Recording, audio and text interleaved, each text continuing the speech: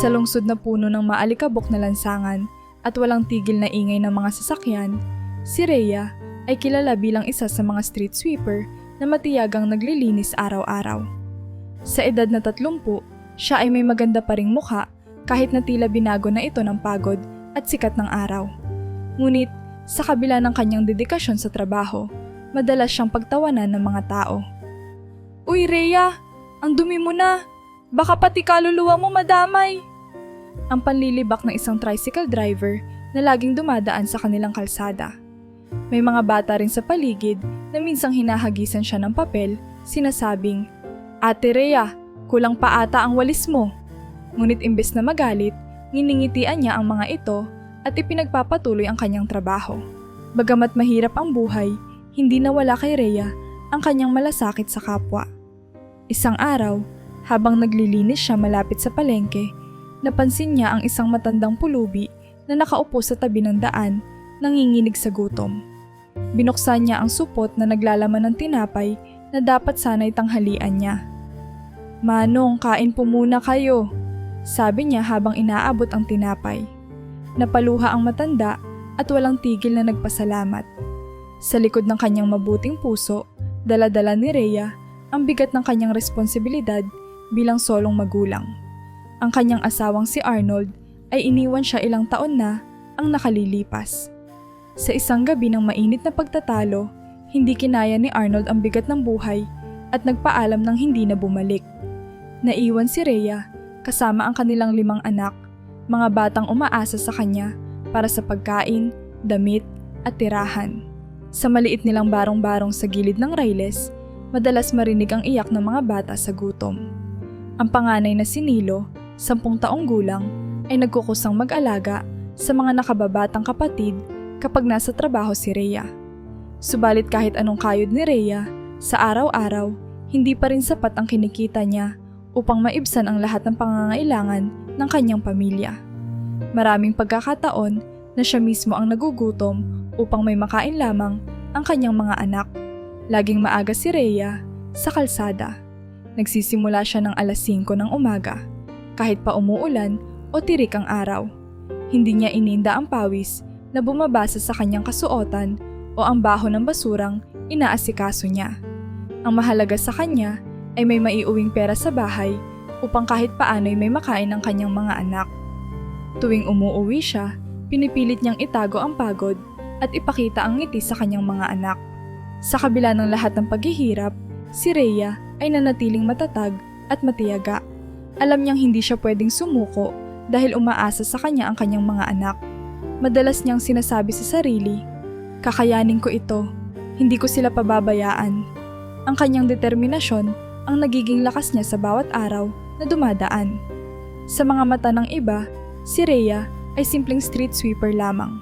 Ngunit sa puso ng mga taong natulungan niya at sa kanyang mga anak, siya ang isang bayani na hindi kailanman sumusuko sa laban ng buhay. Sa isang maaliwalas na umaga 5 taon na ang nakalilipas, ang araw na nagbago ng lahat para kay Rhea ay nagsimula sa isang mainit na pagtatalo. Habang nakaupo sa hapagkainan ng kanilang barong-barong, si Arnold, ang kanyang asawa, ay galit na humampas sa mesa. "Hindi na ako makapamuhay ng ganito, Rhea. Araw-araw na lang tayong nagkakandara pa para sa barya-barya." Sigaw niya habang nakatingin sa kawalan. Si Rhea, na noon ay hawak ang pinakahuling pera nila upang bumili ng bigas, ay pilit na nagpapaliwanag. "Ginagawa ko ang lahat ng makakaya ko, Arnold.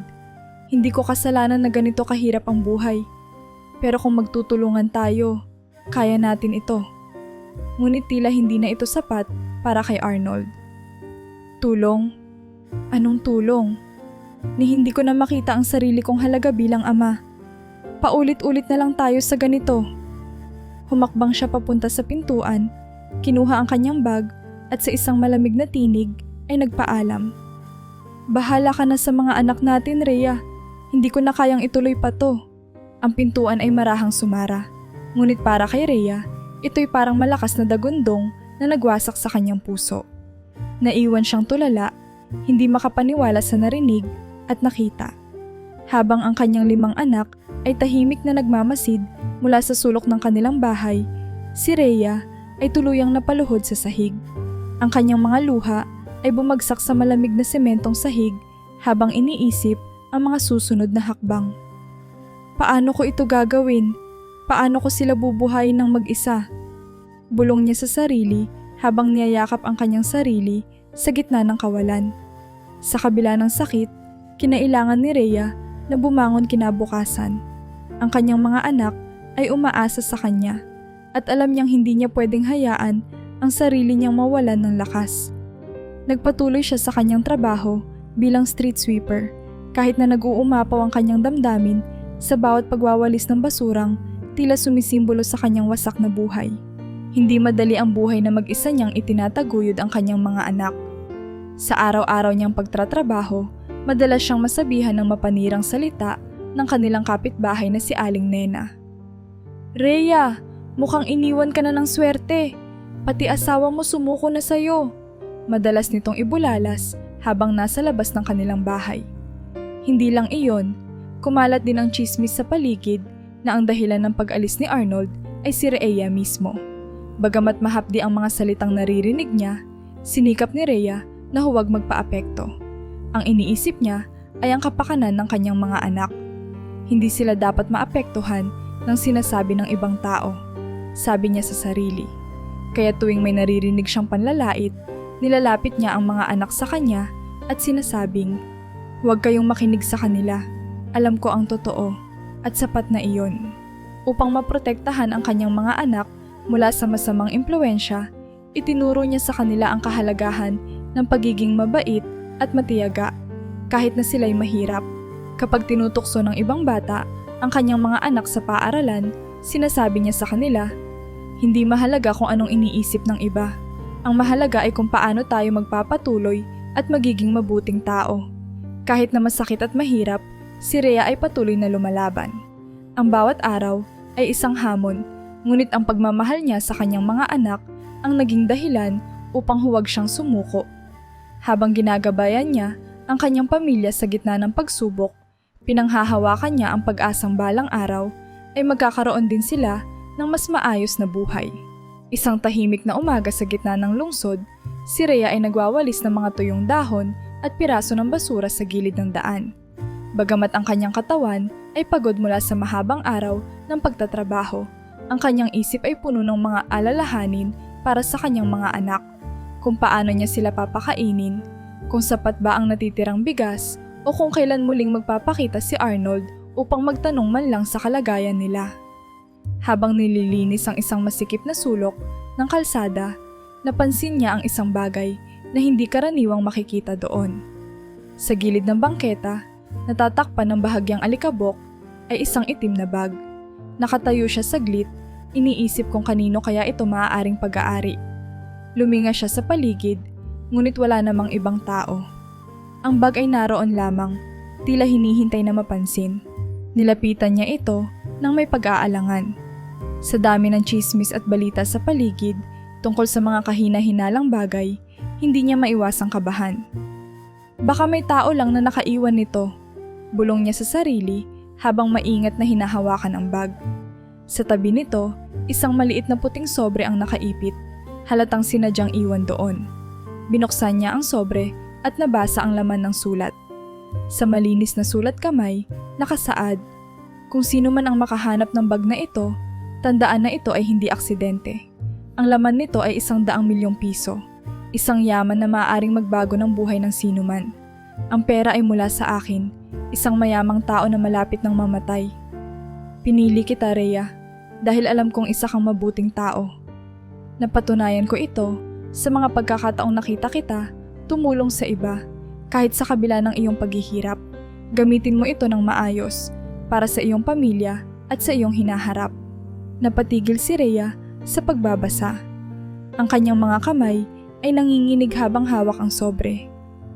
"Ako? Pinili nila ako?" Tanong niya sa sarili, hindi makapaniwala sa binabasa. Nais niyang buksan ang bag, ngunit natatakot siya sa maaaring makita. Baka ito'y isang biro lang, naisip niya, ngunit ang kanyang puso ay nagsimulang umasa. Sa wakas, binuksan niya ang bag. Sa loob nito ay nakasalansan ang bungkos ng mga pera, nakaayos ng maayos sa mga rubber band. Ang kanyang hininga ay parang tumigil saglit. Hindi siya makapaniwala sa kanyang nakikita. Ito ba'y totoong pera? Ito ba ang sagot sa lahat ng kanyang dasal? Ngunit sa likod ng excitement ay may halong kaba. Paano kung delikado ang perang ito? Ano ang gagawin niya? Sa kabila ng takot, isinara ni Rhea ang bag at maingat na dinala ito pauwi. Habang naglalakad, ramdam niya ang bigat ng responsibilidad na nasa kanyang balikat. Hindi niya maalis sa isipan ang mga salitang nasa sulat. Pinili siya dahil sa kanyang kabutihan. Ngunit paano niya gagamitin ang perang ito ng tama? Paano kung ito ay magdala ng problema sa kanilang buhay sa halip na solusyon? Pagkarating niya sa bahay, inilagay niya ang bag sa ilalim ng kanyang lumang kama. Umupo siya sa gilid ng sahig at tahimik na nag-isip. Ang kanyang mga anak ay masayang naglalaro sa kabilang kwarto. Walang kamalay-malay na isang yaman ang nagtatago sa ilalim ng kanilang bubong. Sa isip niya, sinabi niya sa sarili, "Ito na siguro ang pagkakataon ko, ngunit kailangang mag-ingat. Hindi ito basta-basta."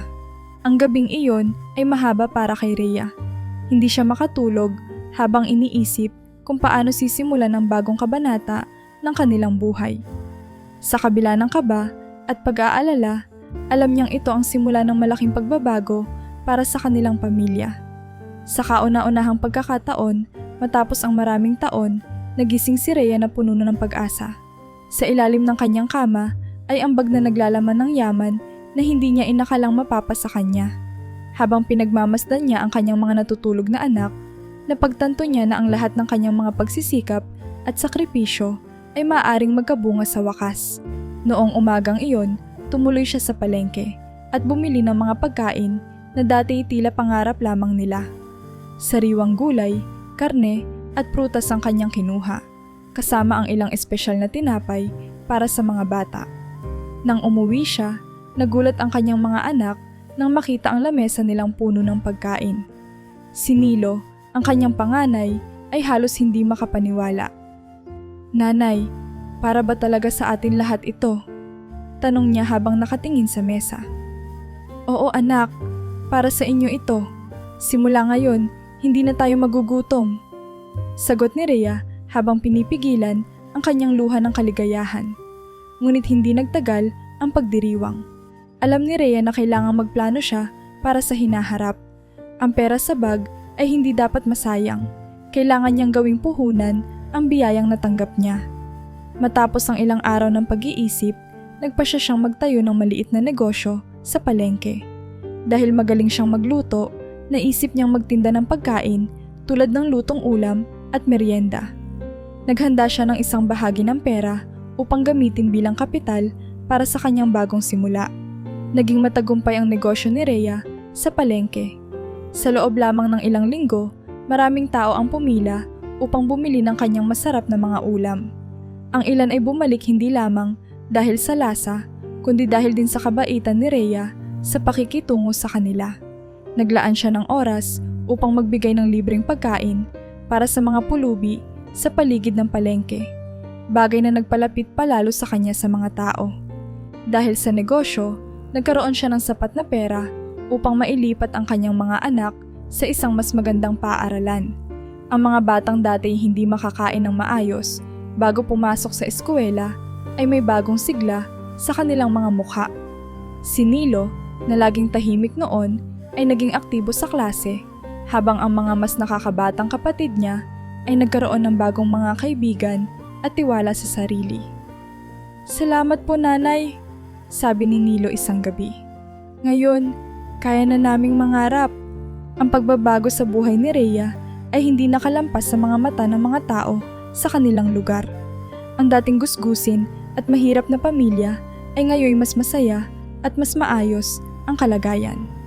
Ang mga dating nanlilibak kay Rhea, kabilang si Aling Nena, ay biglang naging mapanlikha sa kanilang mga kwento. "Siguro may sugar daddy na yan," bulong ni Aling Nena sa ibang mga kapitbahay. "O baka naman may hinuthutan," dagdag pa nito. Ang mga chismis ni Aling Nena ay kumalat sa buong lugar, ngunit imbes na maapektuhan, nagdesisyon si Rhea na huwag nang patulan ang mga ito. Sa halip, nagpatuloy siya sa kanyang trabaho at nagtuon sa pagbibigay ng mas mabuting buhay sa kanyang mga anak. Sa kabila ng inggit at masamang salita ng iba, alam niyang ang kanyang tagumpay ay bunga ng tamang desisyon at determinasyon. Sa bawat araw na lumilipas, lalong tumatatag ang kanyang paniniwala na kaya nilang lampasan ang anumang balakid na darating pa. Ang tagumpay ni Rhea ay tila naging mitya ng mas maraming intriga sa kanilang komunidad. Ang dating nananahimik na paligid ay naging pugad ng tsismis na halos lahat ay galing kay Aling Nena. Isang araw, sa kalagitnaan ng umaga, habang abala si Rhea sa pagluluto ng mga ulam para sa kanyang negosyo, dumaan si Aling Nena sa harap ng kanilang bahay at nagparinig, "Nako, ang hirap naman ng panahon ngayon. Mabuti pa yung ibang tao, biglang yaman. Baka naman hindi malinis ang pinanggalingan ng pera nila." Hindi ito pinansin ni Rhea, ngunit hindi nagtagal, mas lumala ang mga usap-usapan. Ayon sa mga kwento, si Rhea raw ay nakakuha ng pera mula sa isang mayamang tao sa ilegal na paraan. Ang kwento ay lumawak pa nang sabihin ni Aling Nena na maaaring ninakaw daw ni Rhea ang pera na iyon. "May nakita akong mamahaling bag na dala niya noong isang linggo. Baka doon nakalagay ang perang kinuha niya." Kwento ni Aling Nena sa mga kapitbahay. Ang tsismis ay umabot sa anak ni Aling Nena na si Victor, isang lalaking kilalang mayabang at palaaway sa kanilang lugar. Isang gabi, bigla na lang dumating si Victor sa tindahan ni Rhea habang ito'y nagbabalot ng mga order. Lumapit ito sa kanya na may bahid ng pananakot sa boses. "Rhea, alam kong may tinatago kang malaking pera. Kung ayaw mong masira ang pangalan mo dito, baka gusto mong magbigay ng parte sa akin," sabi niya habang nagtatakip ng ngiti. Nagulat si Rhea, ngunit nanatili siyang kalmado. "Victor, wala akong tinatago na kahit ano. Ang perang gamit ko ay pinaghirapan ko sa negosyo. Huwag mo akong pagbintangan ng kung ano-ano," sagot niya ng matatag. Ngunit hindi natigil si Victor. "Sigurado ka? Kasi kung hindi, baka kailanganin na nating dalhin to sa ibang tao," banta niya. Sa puntong iyon, alam ni Rhea na hindi na siya maaaring manahimik. Kinabukasan, nagpunta siya sa barangay hall upang humingi ng tulong sa mga awtoridad. Isinalaysay niya ang lahat ng nangyari, mula sa tsismis hanggang sa pananakot ni Victor. Nakinig ng mabuti ang barangay captain at pinangakong iimbestigahan ang sitwasyon. Nagsimula ang pagtatalo sa barangay hall nang ipatawag si Victor at si Aling Nena. "Anong basehan mo sa mga sinasabi mo tungkol kay Rhea?" tanong ng barangay captain kay Victor. Ngunit sa halip na direktang sumagot, nagpatuloy ito sa mga paratang. "Lahat ng tao dito ay nagtataka kung saan galing ang biglang yaman niya. At alam kong may tinatago siyang bag na puno ng pera." Tumayo si Rhea, tumingin sa lahat ng naroon at marahang nagsalita. "Lahat ng mayroon ako ngayon ay galing sa tamang desisyon at matinding sakripisyo. Hindi ko kailanman kailangan ng mang-agaw o magnakaw para sa ikabubuti ng aking pamilya. Kung meron mang hindi makakapaniwala, ang konsensya ko ang aking sandata." Matapos ang mahabang diskusyon, walang napatunayang masama laban kay Rhea. Napagtanto ng barangay captain na walang sapat na ebidensya si Victor o si Aling Nena para sa kanilang mga paratang. Gayunpaman, patuloy pa rin ang intriga. Si Rhea, kahit nasaktan sa mga maling akusasyon, ay nanatiling matatag. Alam niyang mas mahalaga ang patuloy na pagtulong sa iba kaysa magpaapekto sa mga sinasabi ng mga tao. Sa kabila ng lahat, hindi tumigil si Rhea sa kanyang ginagawa. Nagpakain siya ng libreng ulam para sa mga pulubi sa palengke at tinulungan ng ilang mga kabataan na walang pambili ng gamit sa eskwela. Para kay Rhea, ang pagiging mabuti ay hindi nasusukat sa iniisip ng iba, kundi sa kung paano mo ginagamit ang iyong biyaya upang makatulong. Sa huli, nagtagumpay siya na panatilihin ang kanyang dignidad sa kabila ng lahat ng pagsubok. Ang buhay ni Rhea ay unti-unting nagiging mas maayos matapos ang mga pagsubok na hinarap niya sa barangay. Sa kabila ng mga tsismis at paninirang puri, nagpatuloy siya sa kanyang negosyo. Isang umaga, habang nag-aayos ng kanyang tindahan sa palengke, napansin niya ang isang matandang tindero na abala sa kanyang sariling paninda ng prutas. Siya si Mang Lucio. isang kilalang masayahin at mabait na tao sa palengke. Napansin ni Mang Lucio ang maayos na pag-aayos ni Rhea sa kanyang mga ulam at hindi napigilang magtanong, "Iha, ikaw ba ang bagong tindera dito? Parang ang dami nang bumibili sa'yo ah." Ngumiti si Rhea at nagpakilala, "Opo, ako po si Rhea. Kakabukas ko lang po ng tindahan, pero nagpapasalamat po ako sa mga taong tumatangkilik." Napansin ni Mang Lucio ang kasipagan ni Rhea at inalok siyang turuan ng ilang kaalaman tungkol sa negosyo. "Kung gusto mo, Iha, turuan kita kung paano mas mapapadali ang pagbili ng mga sangkap at paano mo mapapalaki pa ang kita mo," alok ni Mang Lucio. Hindi nagdalawang isip si Rhea na tanggapin ang tulong ni Mang Lucio. Sa loob ng mga sumunod na linggo, itinuro ni Mang Lucio ang mga estratehiya sa pag-source ng murang mga produkto at kung paano mapapamahal ang kanyang mga parokyano. Dahil sa tulong ni Mang Lucio, mas maraming tao ang nagsimulang pumila sa tindahan ni Rhea. Mula sa dating simpleng tindahan ng lutong ulam, naging tanyag ito sa palengke bilang isa sa mga pinakamahusay na pwesto para sa masarap at abot-kayang pagkain. Isang araw, habang abala si Rhea sa pagtitinda, isang pamilyar na mukha ang dumaan. Si Camille, isang dating kaklase ni Rhea noong high school, ay nagpakilala sa kanya. "Rhea, ikaw nga ba yan? Hindi kita agad nakilala. Ang tagal na nating hindi nagkikita," sabi ni Camille habang nakangiti. Nagulat si Rhea at natuwa sa muling pagkikita. Si Camille ay isang abogado na kilala sa kanilang bayan dahil sa pagtulong nito sa mga nangangailangan. Ikinuwento ni Rhea kay Camille ang lahat ng kanyang pinagdaanan, mula sa hirap ng buhay hanggang sa mga tsismis na patuloy na bumabalot sa kanya. Nang marinig ito ni Camille, agad siyang nag-alok ng tulong. "Rhea, hindi mo kailangang magtiis sa mga maling akusasyon. Kung kailangan mo ng legal na tulong, nariyan ako."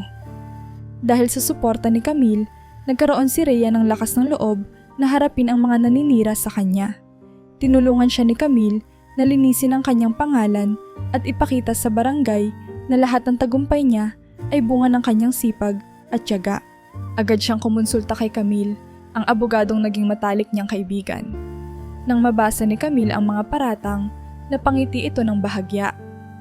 "Wala silang ebidensya, Rhea. Puro haka-haka lang ito. Huwag kang mag-alala. Gagawin natin ang lahat para patunayan na mali ang mga sinasabi nila." Sa araw ng unang pagdinig, dumating si Victor na may dalang makapal na folder ng dokumento. Sa tingin niya, ay handa na siyang ipakita na tama ang kanyang mga akusasyon. Sa kabilang banda, si Rhea ay nakasuot ng simpleng damit, ngunit may matatag na mukha dahil alam niyang wala siyang kasalanan. Nang magsimula ang proseso, ipiniresinta ni Victor ang kanyang ebidensya, isang sulat na nag-uugnay kay Rhea sa di umano'y nakaw na pera. Ngunit hindi nagtagal, napansin ni Camille ang ilang kakaiba sa mga dokumento. Sa masusing pagsusuri, natuklasan niyang peke ang sulat at iba pang ebidensya. Ipinakita niya ito sa korte na nagsabing ang mga dokumento ay walang legal na halaga dahil hindi mapatunayan ang kanilang pinanggalingan. Hindi natapos doon ang investigasyon. Inutusan ng hukuman ang mas malalim na pagsisiyasat upang malaman ang katotohanan. Sa prosesong ito, natuklasan na si Victor mismo ang gumawa ng pekeng ebidensya laban kay Rhea. Nahuli siya sa akto ng pagpapagawa ng huwad ng mga dokumento sa isang kilalang pekeng negosyante sa lungsod. Ang revelasyon ay nagdala ng kahihiyan kay Victor at kay Aling Nena. Ang kanilang plano na sirain si Rhea ay bumalik sa kanila bilang malaking eskandalo. Ang mga tao sa barangay na dati naniniwala sa mga tsismis ni Aling Nena, ngayon ay bumaligtad at nagpakita ng suporta kay Rhea. Si Aling Nena, na dating mataas ang tingin sa sarili, ay nagkulong sa kanilang bahay upang iwasan ang panghuhusga ng kanilang mga kapitbahay. Nang matapos ang kaso, nagpasalamat si Rhea kay Camille sa hindi matatawarang suporta nito. "Camille, kung wala ka, hindi ko alam kung paano ko malalampasan ang lahat ng ito. Utang ko sa iyo ang katarungang natamo ko," sabi ni Rhea habang umiiyak sa pasasalamat. "Hindi mo utang sa akin, Rhea," sagot ni Camille. "Karapatan mo ang hustisya. Pinatunayan mo lang na ang mabuting tao ay hindi kailanman matatalo ng kasamaan. Sa huli, hindi lamang naipakita ni Rhea ang kanyang katatagan, kundi ang katotohanang ang mabuting puso ay laging mananaig, kahit pa sa harap ng pinakamabibigat na balakid. Sa kabila ng tagumpay ni Rhea sa paglilinis ng kanyang pangalan at pagbawi ng dignidad mula sa mga maling paratang, may nananatiling palaisipan sa kanyang isipan. Sino nga ba ang nagbigay ng bag na puno ng pera at bakit siya ang napili? Araw-araw, habang iniisa-isa niya ang mga pagbabagong naganap sa kanyang buhay, bumabalik ang tanong na ito. Hindi ba dapat kong malaman kung sino ang nagbigay ng biyayang ito?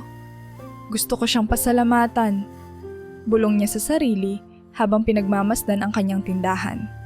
Isang gabi, nagdesisyon siyang kausapin si Camille tungkol sa kanyang alalahanin. Nag-anyaya siya ng hapunan sa bahay at ipinagtapat ang matagal na niyang iniisip. Camille, matagal na akong nagtatanong sa sarili ko. Sino kaya ang taong nagbigay ng bag na iyon? At bakit niya ako pinili? Sabi ni Rhea habang tahimik na nagtitimpla ng kape. Nag-isip si Camille ng sandali.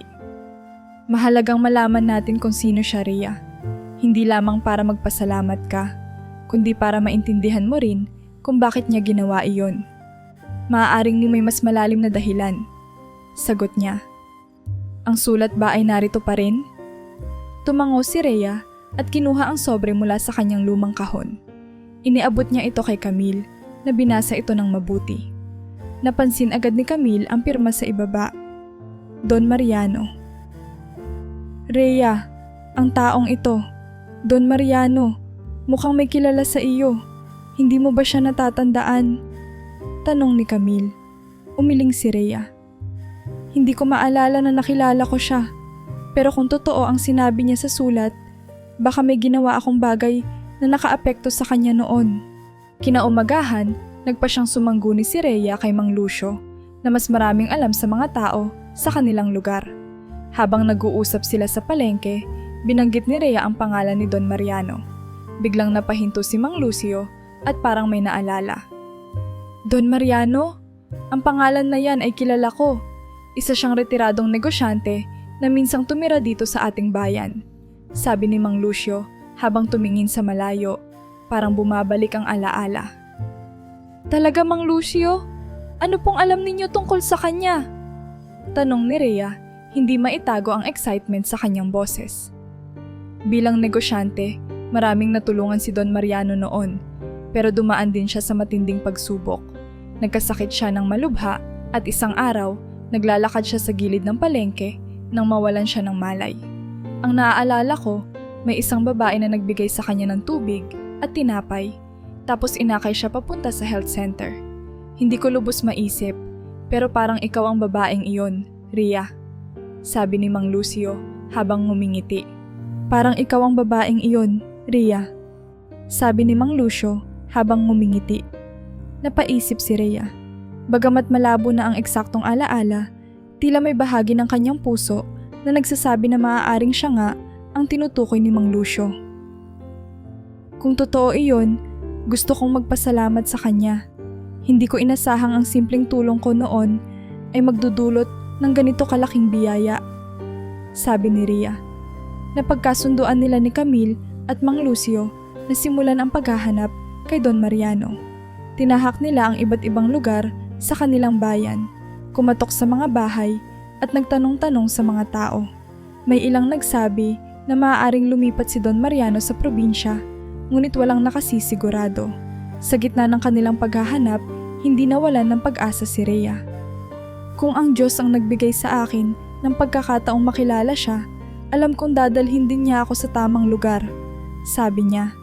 Ang kanyang determinasyon ay nagbigay inspirasyon kina Camille at Mang Lucio na sumuporta sa kanya sa bawat hakbang ng paghahanap. Bagamat hindi pa nila natagpuan si Don Mariano, nagsimula nang maging malinaw kay Rhea na ang kanyang ginawang kabutihan noon, gaano man kaliit, ay nagkaroon ng mas malaking epekto kaysa sa kanyang inaasahan. Ang tanong na bakit siya ay nagkaroon na ng sagot dahil sa kanyang malasakit sa kapwa. Ngunit sa kabila nito, alam niyang hindi matatapos ang kanyang kwento hanggat hindi niya personal na napasasalamatan ang taong nagbago ng kanyang buhay.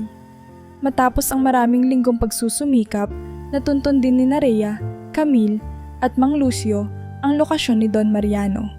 Ayon sa impormasyong nakuha nila mula sa isang dating kakilala ni Don Mariano, siya ay nakatira na ngayon sa isang tahimik na villa sa probinsya, malapit sa tabing dagat.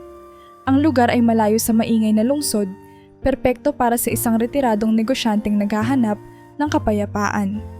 Sa kanilang pagdating sa villa, ramdam ni Rhea ang kaba sa kanyang dibdib. Ang villa ay napapalibutan ng mga puno ng niyog at tanaw mula rito ang bughaw na dagat. Ang malamig na hangin at halimuyak ng asin mula sa karagatan ay tila nagpapanatag sa kanyang kalooban. Ito na siguro ang araw na magpapasalamat ako sa taong nagbago ng buhay namin, bulong niya sa sarili habang papalapit sa pintuan. Isang may edad na kasambahay ang nagbukas ng pinto at agad na sinalubong sila. Ano pong maipaglilingkod ko? Tanong ng babae na mukhang mabait. Nandito po kami upang makipag-usap kay Don Mariano, sagot ni Camille, maingat ngunit may kumpiyansa.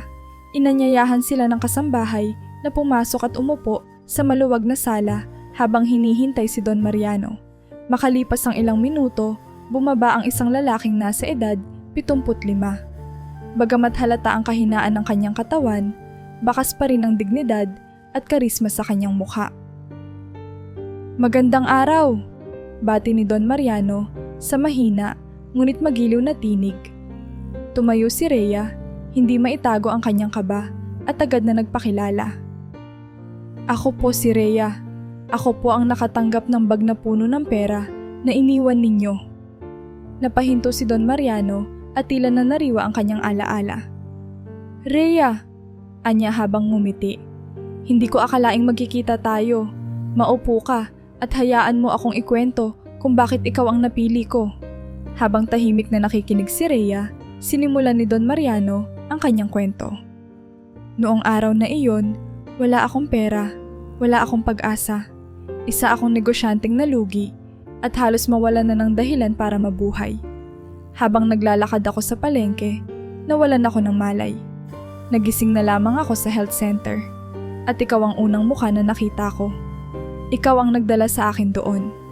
Binigyan mo ako ng tubig at tinapay kahit na alam kong wala ka ring sapat na pera noon. Sa kabutihan mong iyon, nagdesisyon akong ibalik sa iyo ang utang na loob ko kahit gaano katagal ang lumipas. Habang nagkukuwento si Don Mariano, biglang lumabas ang isang babae mula sa likod ng bahay. Siya ay nasa 40 taong gulang, magara ang pananamit, ngunit ang mukha ay puno ng pagkadismaya. Ano itong naririnig ko, Papa? Ikaw ang nagbigay ng pera sa estrangherang ito? Tanong ng babae sa mas mataas na tono. Amanda, anak, alam kong mahirap itong intindihin, pero matagal ko ng desisyon iyon. Utang ko kay Rhea ang buhay ko. Sagot ni Don Mariano na halata ang panghihinayang sa boses. Hindi ito tinanggap ni Amanda. Papa, paano mo nagawang ibigay ang perang dapat sanay naiwan sa ating pamilya? Hindi mo man lang kami kinausap tungkol dito. Mariing sinabi niya habang nakatingin ng masama kay Rhea. Nagkaroon ng tensyon sa silid. Napalitan ng bigat ang magaan na usapan kanina. Ngunit nanatili si Rhea na kalmado at mahinahon. Amanda, naiintindihan ko ang pakiramdam mo, pero ang perang iyon ay hindi ko sinayang. Ginamit ko ito upang mabago ang buhay ng aking mga anak at makapagtayo ng isang negosyo. Alam kong mahirap itong paniwalaan, pero sana ay malaman mo na ang ginawa ng inyong ama ay nagligtas sa aming pamilya. Mahinang paliwanag ni Rhea. Bagamat galit, tila naantig ang puso ni Amanda sa sinabi ni Rhea. Hindi na siya sumagot at tahimik na lumabas ng silid. Nang makita iyon ni Don Mariano, tumingin siya kay Rhea at malungkot na ngumiti. Pasensya ka na, Rhea. Hindi madaling tanggapin ito ng anak ko. Pero alam kong darating ang panahon na mauunawaan niya. Nagpasalamat si Rhea sa kabila ng lahat. Don Mariano, wala akong mapagsidlan ng pasasalamat. Hindi ko maibabalik sa inyo ang pera. Pero ang pangako ko ay patuloy kong gagamitin ito para tumulong sa iba tulad ng pagtulong ninyo sa akin. Sabi niya habang hawak ang kamay ni Don Mariano.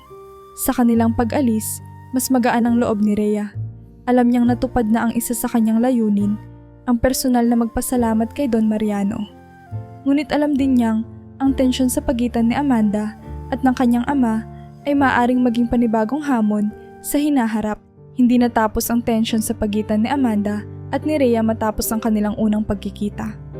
Sa kabila ng pag-alis ni Rhea mula sa villa, ang galit ni Amanda ay nanatili. Pakiramdam niya ay ninakawan ng kanyang ama ang kanilang pamilya sa pagbibigay ng pera kay Rhea. Sa loob ng mga sumunod na araw, patuloy siyang nag-isip ng paraan upang mabawi ang perang iyon. Isang umaga, natanggap ni Rhea ang balita na si Amanda ay nagsampa ng reklamo laban sa kanya sa korte. Ayon sa reklamo, ang pera na ginamit ni Rhea upang mapabuti ang kanyang buhay at negosyo ay dapat na bahagi ng mana ng pamilya ni Don Mariano. At dahil dito, ay iligal ang pagbibigay nito kay Rhea. Nang mabasa ni Rhea ang mga papeles, hindi niya napigilang manghina. Paano ko haharapin ito? Tanong niya sa sarili. Ngunit agad niyang binalikan si Camille na nangako ng suporta sa lahat ng paraan. Huwag kang mag-alala, Rhea. May karapatan kang panindigan ang biyayang ibinigay sa iyo. May ebidensya tayo na nagpapatunay na lehitimo ang ginawa ng ama ni Amanda. Sabi ni Camille na may kumpiyansa. Sa unang araw ng pagdinig, puno ang korte. Si Amanda ay dumating na may dalang kumpiyansa, habang si Rhea naman ay tahimik na nakaupo sa tabi ni Camille. Magsisimula ang pagtatalo sa korte, kung saan ipinaliwanag ni Amanda ang kanyang panig. Ang perang ibinigay ng aking ama kay Rhea ay bahagi ng aming pamilya. Hindi niya ito dapat ginamit para sa sarili niyang kapakanan.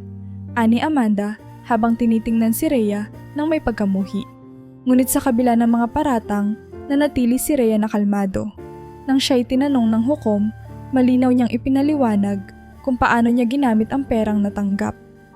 Ang perang iyon ay ginamit ko upang magtayo ng negosyo na ngayon ay bumubuhay sa aking pamilya.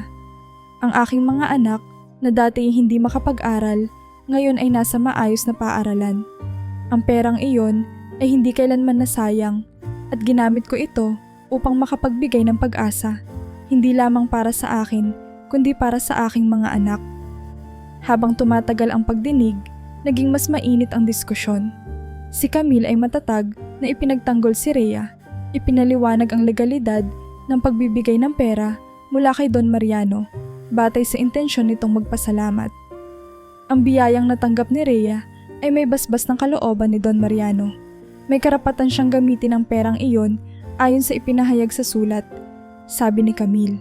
Sa kalagitnaan ng pagdinig, inilabas ni Camille ang isang mahalagang piraso ng ebidensya. Ang orihinal na liham mula kay Don Mariano. Ang liham ay malinaw na nagpapatunay ng intensyon ni Don Mariano na ibigay ang pera kay Rhea bilang tanda ng pasasalamat sa pagtulong nito sa kanya noong siya'y nangangailangan. Nang basahin ang liham sa korte, napuno ng katahimikan ang silid.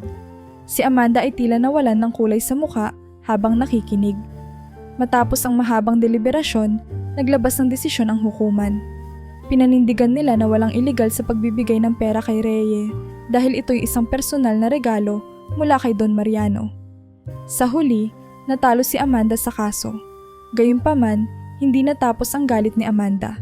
Bagamat inamin niya ang desisyon ng hukuman, patuloy siyang nanatili sa kanyang paniniwala na hindi dapat napunta ang perang iyon kay Rhea. Sa kanyang puso, ang galit ay nanatili, ngunit hindi ito naging dahilan upang mabawasan ang tagumpay ni Rhea. Matapos ang pagdinig, lumapit si Camille kay Rhea. Ito na ang patunay na tama ang ginawa mo.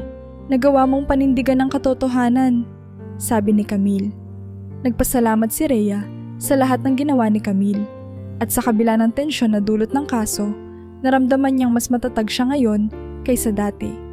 Sa labas ng korte, tumingala si Rhea sa langit at tahimik na nagpasalamat sa Diyos. Alam niyang mahaba pa ang landas na kanyang tatahakin. Ngunit ang araw na iyon ay naging patunay na ang katarungan ay laging nasa panig ng mabuti.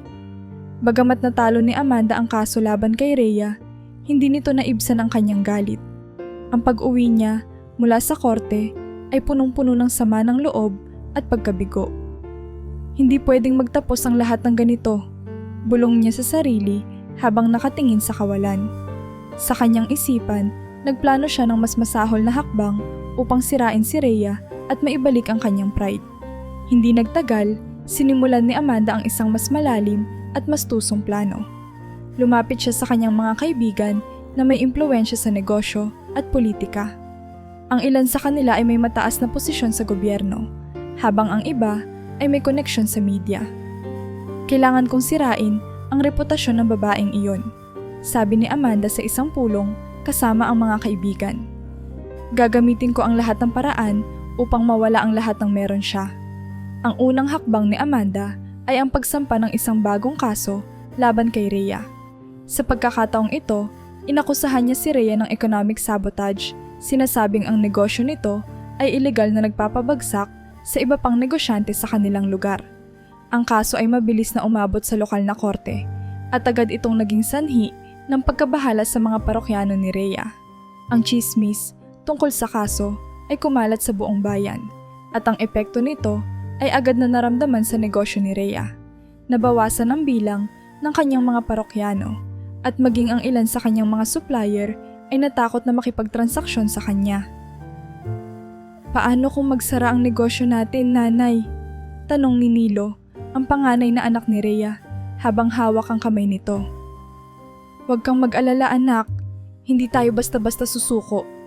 Sagot ni Rhea, bagamat ang kaba sa kanyang puso ay hindi maitatago. Sa gitna ng kaguluhan, nagulat si Rhea nang makatanggap ng balita mula kay Don Mariano. Ang dating tahimik at retiradong negosyante ay biglang lumapit sa media upang ipagtanggol si Rhea. Sa isang eksklusibong panayam, isinalaysay ni Don Mariano ang buong kwento kung paano tinulungan ni Rhea ang isang estranghero sa gitna ng kanyang paghihirap at kung bakit niya ibinigay ang pera sa kanya. Si Rhea ay hindi lamang isang mabuting tao, kundi isang inspirasyon. Ginamit niya ang perang iyon para magbago ang buhay ng kanyang pamilya at ng mga tao sa paligid niya, ani Don Mariano sa panayam.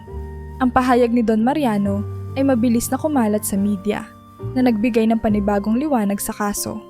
Kasabay nito, lumitaw din ang ilang ebidensya na nag-uugnay kay Amanda sa mga maling gawain. Isa sa mga kaibigan ni Amanda na unang sumuporta sa kanya ay naglabas ng mga dokumento na nagpapatunay na ang ilan sa mga paratang laban kay Rhea ay gawa-gawa lamang upang sirain ang reputasyon nito. Ang revelasyong ito ay nagdulot ng malaking dagok kay Amanda. Ang kanyang mga kaibigan na dati nasa kanyang panig ay unti-unting lumayo sa kanya. Habang patuloy na nawawala ang suporta ni Amanda, isang masakit na balita ang dumating sa kanya. Ang kanyang sariling negosyo na dati maunlad ay nagsimula ng bumagsak. Ang kanyang mga empleyado ay nagsimula ng mag-resign dahil sa kawalan ng tiwala at ang kanyang mga investor ay umatras na rin. Sa kabila ng lahat ng kanyang pagsusumikap upang pabagsakin si Rhea, siya mismo ang nakaranas ng pagkatalo. Isang gabi, habang nag-iisa sa kanyang opisina, napagtanto ni Amanda ang bigat ng kanyang mga pagkakamali. Anong ginawa ko? Bulong niya sa sarili habang bumagsak ang kanyang mga luha. Ang galit at inggit na kanyang naramdaman kay Rhea ay hindi lamang nakasira sa ibang tao, kundi sa kanya rin. Sa kanyang puso, naramdaman niya ang matinding pagsisisi, ngunit hindi niya alam kung paano ito itatama. Matapos ang matinding pagbagsak ng kanyang negosyo at ang pagkatalo sa mga kaso, si Amanda ay napilitang harapin ang katotohanan ng kanyang mga pagkakamali. Habang tahimik siyang nakaupo sa veranda ng kanilang villa, tumingin siya sa malayo, sa dagat na tila sumasalamin sa kanyang magulong isipan. Sa mga araw at gabing nagdaan, paulit-ulit niyang naisip ang kanyang mga ginawa laban kay Rhea.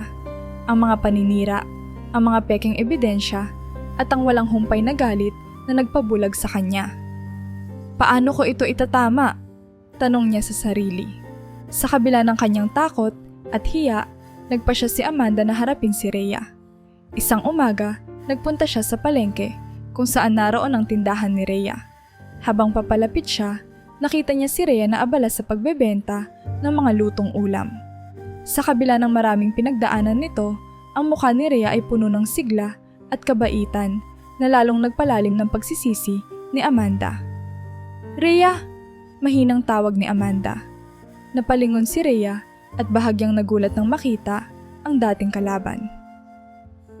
"Amanda, anong ginagawa mo rito?" Tanong niya, kalmado ngunit may bahagyang pag-aalala. Napalunok si Amanda at sinimulan ang kanyang pagpapakumbaba. "Rhea, nandito ako upang humingi ng tawad. Alam kong napakaraming mali ang nagawa ko laban sa'yo. Sa galit at inggit, nasira ang aking pag-iisip at hinayaan kong lamunin ako ng puot.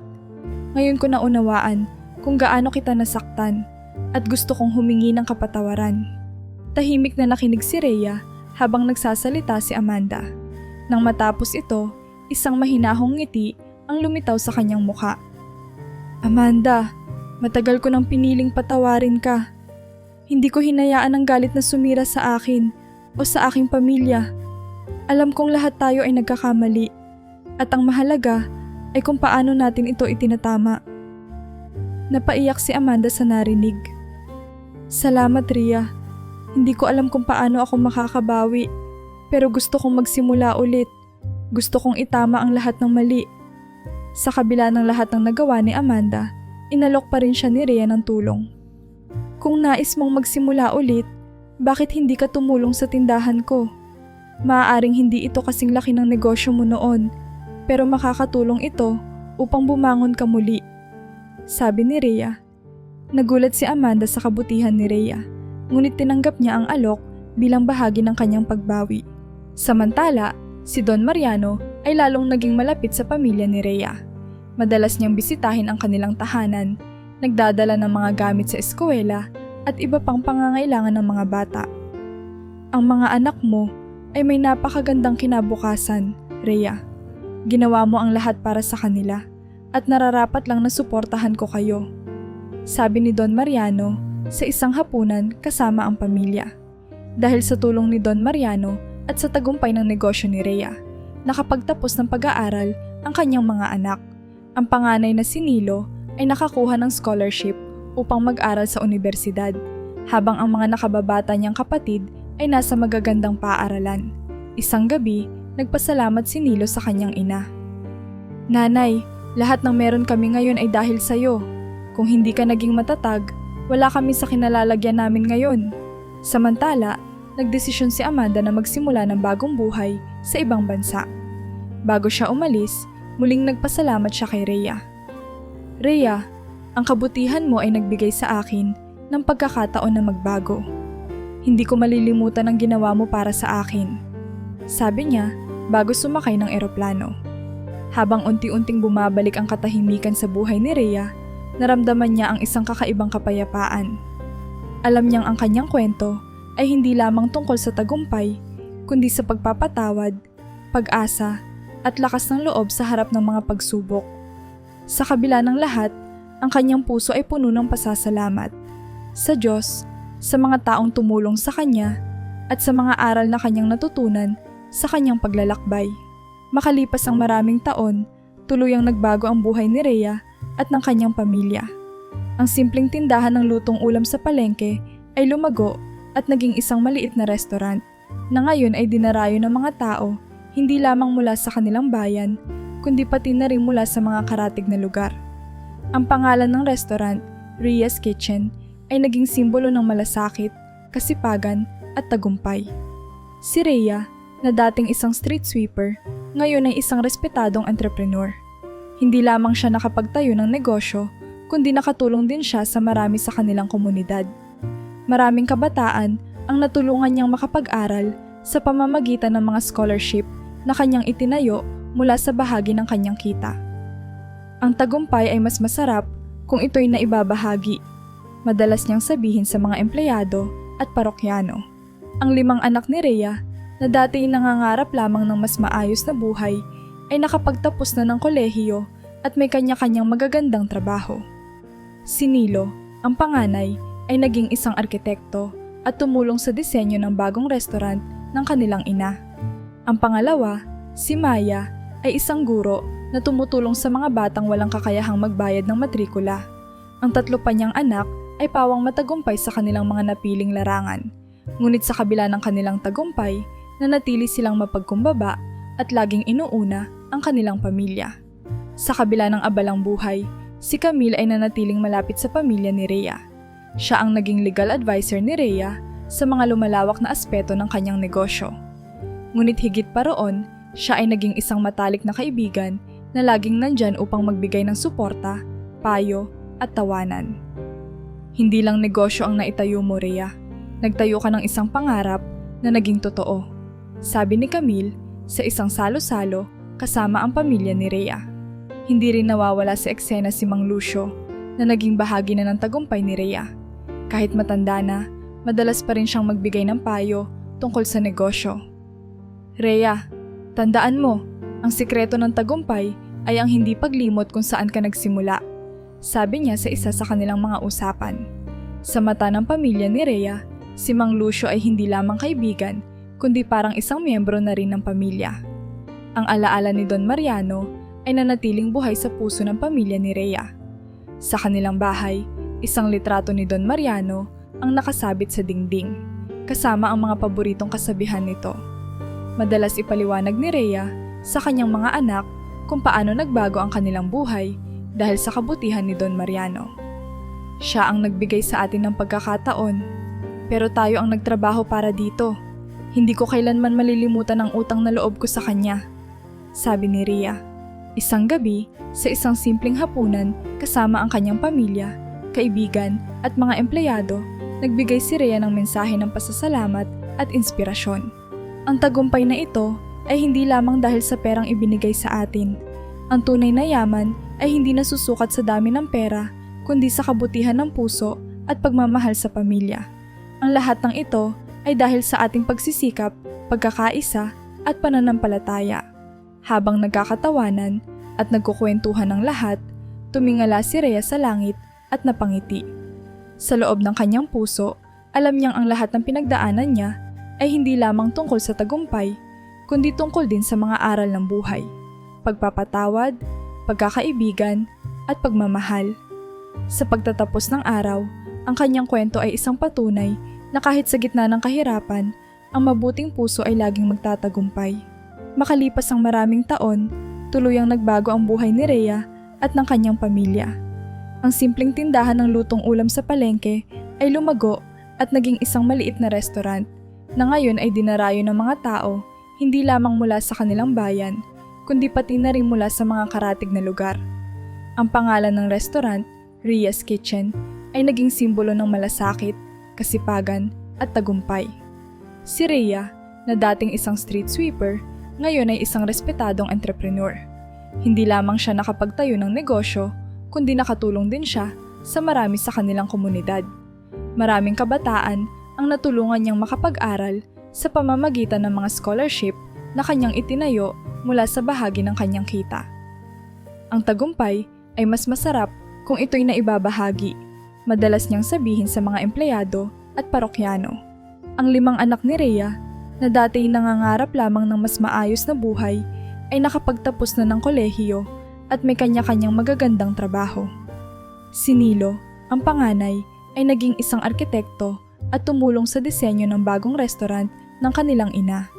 Ang pangalawa, si Maya, ay isang guro na tumutulong sa mga batang walang kakayahang magbayad ng matrikula. Ang 3 pa niyang anak ay pawang matagumpay sa kanilang mga napiling larangan.